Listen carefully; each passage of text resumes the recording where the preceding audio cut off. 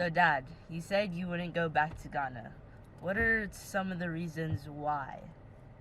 Well, before I tell our viewers why I don't want to go back to Ghana again, but I will tell them why I went to Ghana first.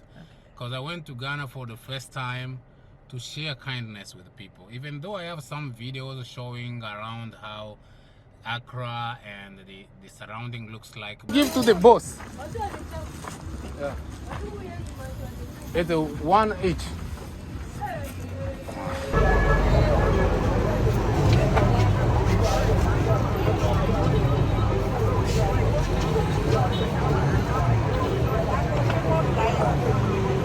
Like this. You see? You like it? Ah, that's for you. This for you after fasting. Thank you. More blessings. Thank you. God bless you too. Here. Thank you. You're welcome. We'll start with good things. Okay. Then I will end responding to your question why likely I will not go to Ghana again. Okay. So let's jump in and go to number one. One of the good things you will see it at the airport. The airport is very clean. I show my video how airport is clean, and the people at the immigration where you present your passports and they give you the visa, people are very, very nice people. They talk well to you and they are very kind. You will feel that welcoming spirit when you're there. And the airport has this historical pictures of Cape Cod, and that is taking me to number two, the transportation. Okay. Transportation in Ghana I like because the town doesn't have more motorcycles, because motorcycles can be dangerous in some way. I know they're very helpful to have like convenient transport around, so motorcycles are good, but they can be also dangerous if there are too many motorcycles. There's another country I went, you see a lot of motorcycles. Sometimes, if they're not well regulated, so it can be dangerous. So transportation, they have this little small cab, like a taxi cab. They're really good. They're motorcycle. They will take you here and there for cheap price. Number three, hotels are very cheap.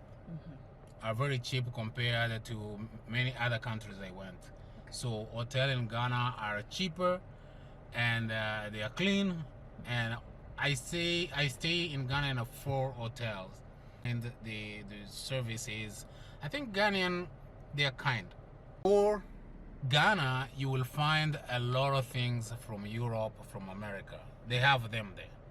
They have them in Ghana. So if you wanna stuff, you can see even their car, you can see the product. We went even in a store in Ghana, we found the apple cider vinegar. Good, actually we bought 1 barrel there for a guy. Number 5 is the city. The city is beautiful. If you go around Ghana, the city is beautiful and it's clean. It's very clean. It's very clean. They have even these trash pickup, like the way you can see in Texas. You can see in the US. They have them. Number 6, they have this big beach, and you can see it's clean. No trashes, no plastic bags or something on the beach. So it's really beautiful for people who likes going to the beach.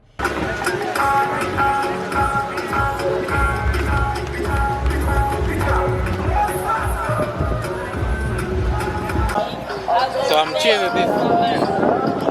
She's just very careful. I think she doesn't want to drink much. Oh, no. So you say it's fresh from the tree? Yes. Okay. Number 7 is their money. How to transfer money. So I was in Ghana, transferring money to Ghana from US to Ghana. So when you are in the US, you are in Ghana visiting, you can go in an app called the World Remit, which is very renowned in the world, and send yourself money for 0.99 cents. And if you use your debit or checking account, it's a 0. In any way you're gonna need money. Absolutely. So that's another thing that I can say good. Number 8, a memorial place where you can visit, which included a Cape Cod place you can visit, and also Independence square, that's what they call it. And the last but not the least, for the good things in Ghana is the market. They have the market that is one of the biggest market in West Africa, probably in Africa. And it's a street market. Amazingly, if you go there, you will find almost everything. And what surprised me is how people are driving there. People are driving there, motorcycle, bike, and they are very safe. Before I tell you why I will not go to Ghana again, drivers are very kind to this lady carrying stuff, selling stuff over their head. Because there are a lot of people, a lot of women. Some of them I went there and I helped them, like giving them something, like kindness. And that's why I'm traveling. When I travel for kindness. So I met some of those ladies and I gave them something. But the drivers, the way they drive, they are very careful so that they're not hitting these ladies. And I like that. I salute them, all taxi, all drivers in Ghana. You are the best, and they keep making those ladies safe who are looking for the living. So it's very important for that. Well, back to your question then. I'm going to answer that in only two things. So, why you will not visit Ghana again? First of all, something that was very difficult and it can be difficult for visitors in Ghana is communication. To get a SIM card to use on your phone is very, very hard. We went to this place here. They say they're selling SIM card. And then they told me, oh, we can't sell SIM card for stranger. And they say, so where can I buy it? They told me to go to a sub branch of a network company. So we went to that sub branch. They say, oh, you need to go to Ashimota Mall. It's a mall that is a very beautiful mall.